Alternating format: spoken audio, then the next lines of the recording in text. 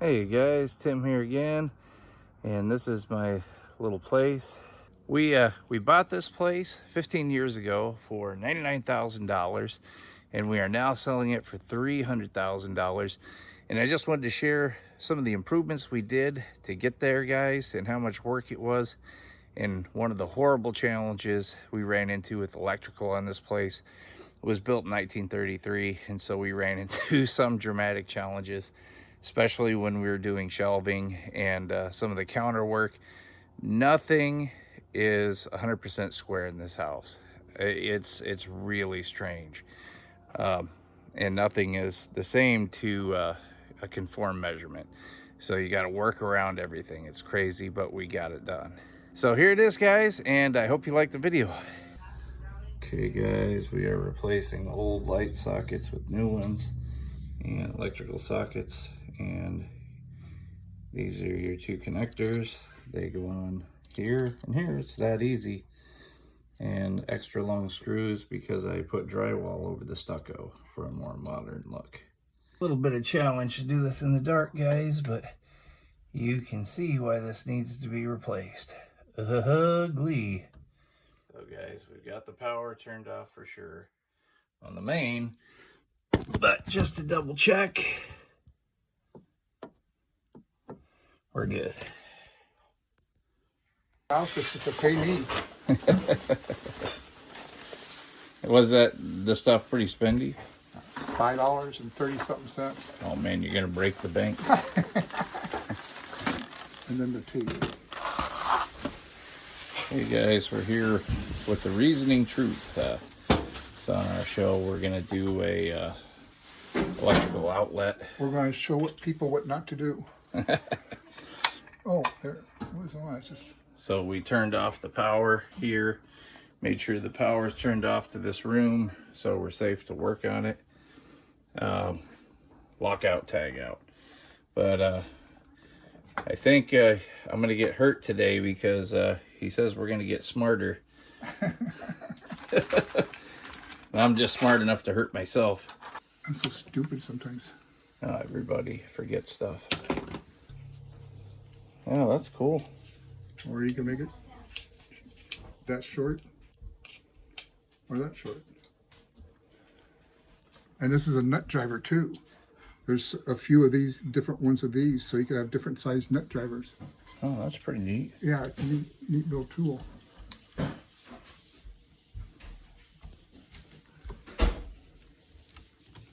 See, I crimped this one. There we go. Uncrimp that. It's so nice when it's like that. 3 different circuits tied into one. You got 3 circuits tied together, but 2 other ones outside the hot one. That hot one's feeding 2 other ones. We know the light is one, but what's the other one? We still don't know what that other one is. Something was on. That's why I kept saying, turn that thing on and off. Because see, it could, the back feed from the neutral has a small voltage. And if that light switch is on, closed, so now that the hot wire could, that neutral wire could go back through the light bulb and back to here and make it look like there's a voltage there, but it's just a little residual voltage that's on the bus bar there. I don't know if that explains it or not, but You zip tie all the neutrals together, huh? yeah, just each one of them. So what do you got, 3 neutrals in there? Uh-huh. So the neutrals, guys, are the white wires. Right. And we're making 1 wire out of 3 wires right here. Making pigtails. They're called pigtails. Yeah, and unlike a car, the black ones are the live wires. Yeah, in the car, black is neutral, huh? Well, ground. Right, ground. Yeah, there's no neutral, there's ground in the car. So why do you think they completed the circuit for the lights in this room there instead of at the junction box? It's just easier. It was shorter.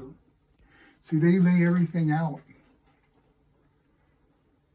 And then you could see, oh, you could just take one wire from there to there and do all that with it instead of running a whole bunch of wires over there. Oh. You know, they lay it all out. They'll take the easiest way. That just seems like a really strange place to run a junction. It's like the plumbing. You know, whatever makes it the shortest run, that's what they're after. So when you push that onto the wire, what keeps the wire in there? See, we're putting it in a hole here. And then down inside the hole, there's another flat wire, or not flat wire, a piece of metal that's angled, going up like this and out, angled. So when you go in there, it can't come out. Oh, it's okay. You follow me? Yeah. It locks it in. That's pretty effortless. Oh, yeah. Compared, yeah, it's the way, man. That's better than the old way of doing it. Well, that's what these are. These are the same exact same thing, except these are a lot cheaper than these. Oh. These are heavy gauge metal, and this is just real thin stuff that. But it's the same principle. You push it in and it locks. Oh, that's cool. You know, but you're never supposed to use those. I don't know why they put them there, but to code, it's okay. It'll pass, but electricians will never do it.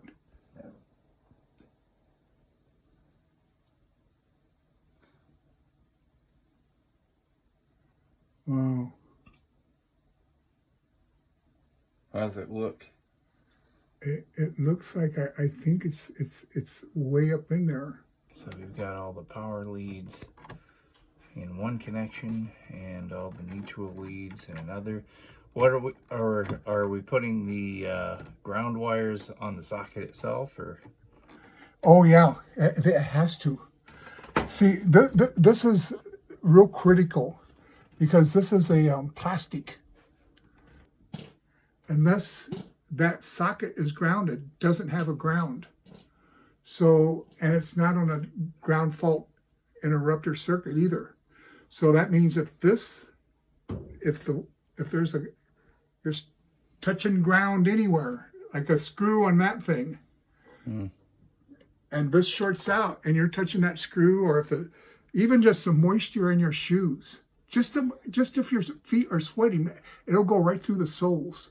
Wow. Of your that moisture will get all it needs is just a little bit of moisture, and it'll make contact to ground. And this was as saying yesterday. See, the problem with that electrocution is our muscles work with electric. So when you're getting electrocuted, you don't make that much electric. So your electric system that powers you is too weak to overpower this much power. It's too much electric. So you sit there and you just freeze. That's why you see people just going like this, because they can't move. They're frozen. They have no muscle control to get away, to do anything. They're just frozen, and they just electrocute themselves to death. Wow. You can't even let go of electric. You can't do nothing. This one guy, see, I was working with these engineers, and we had a brownout. When you have a 3-phase system and two phases go cold, the circuits open, and then one phase stays hot, and then you're going around making sure that everything's fine. Well, something wasn't working right. We knew something wasn't right. And he was going around looking at fuses. Oh, these fuses we have are just gigantic things. You grab them like this, you know. And he was pulling fuses.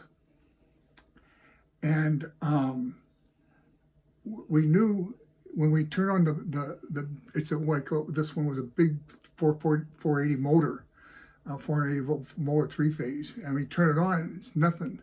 But it had one hot leg. So two legs were open and one was closed. So he was pulling the fuses out to check to see if it was the fuses, and there was a pole, a structural support pole, steel pole, and it was painted, and he went to pull, he was pulling the fuse out, but these fuses are so big, he needed something to pull against, you know. So he put his hand on the pole and pulled like this. Well, the top of that fuse is hot. The bottom is not hot when you pull it out, and the top is still attached. Like, because it could slide either way. The top could come out first. It depends on which end you're pulling hardest on. Well, the top stayed in, and his hand slid down, and it was hot. That was the brown out hot one. And that pole had a little tiny nick in the paint.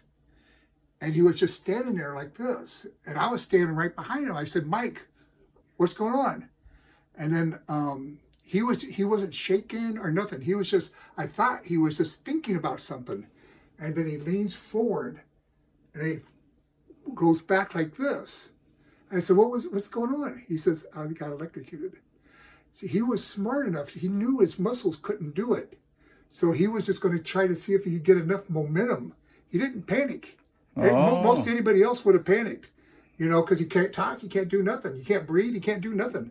And he just leaned forward and just leaned back like that. It was enough to break the contact. Oh, smart. Yeah, he's good, man. Mike Ernst, yeah, he's the one that taught me a lot about electric. That's smart. Yeah. Yeah, so Even this is enough to kill you, isn't it? oh yeah. Yeah. And good. It'll be a sound job to code. You know, so there you go. That's it, We huh? got to put three. We need those other two wires. Okay. To make Most important wire. One to not get shocked by. yeah, the one I'm doing now. You got the ground and the neutral on one side, and the hot wire.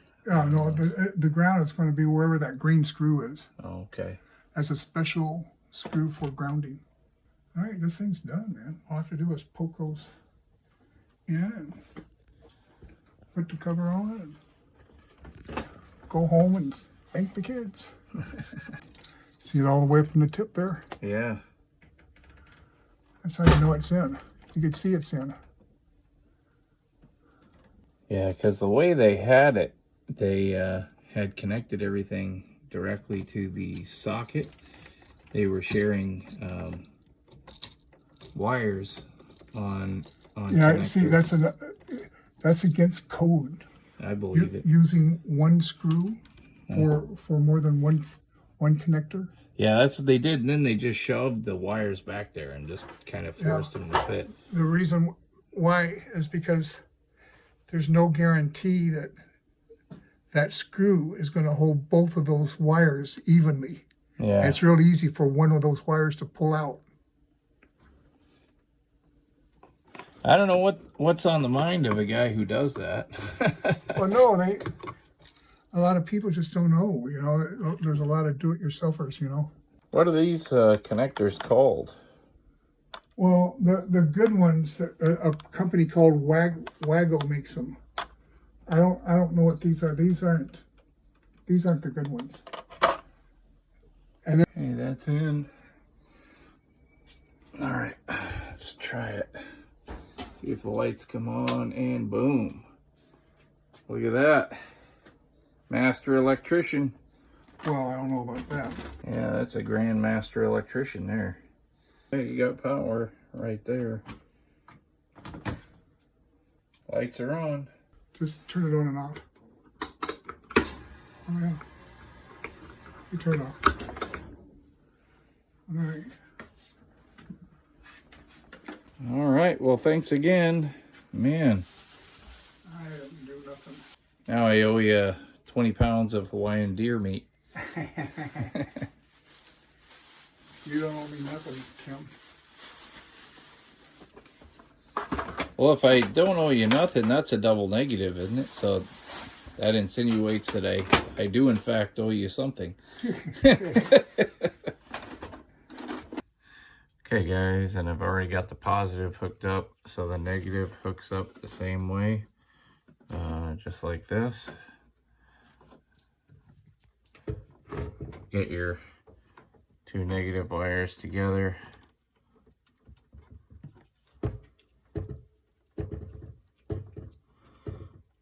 Just like that. Until it's nice and tight.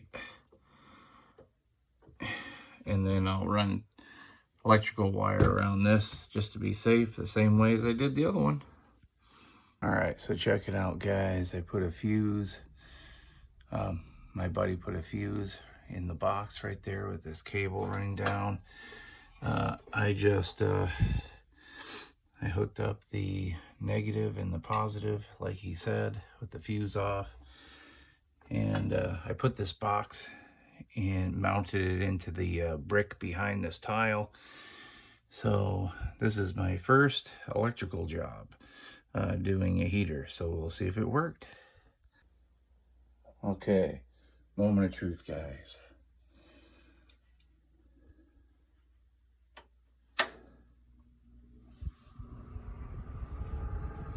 Yeah, buddy.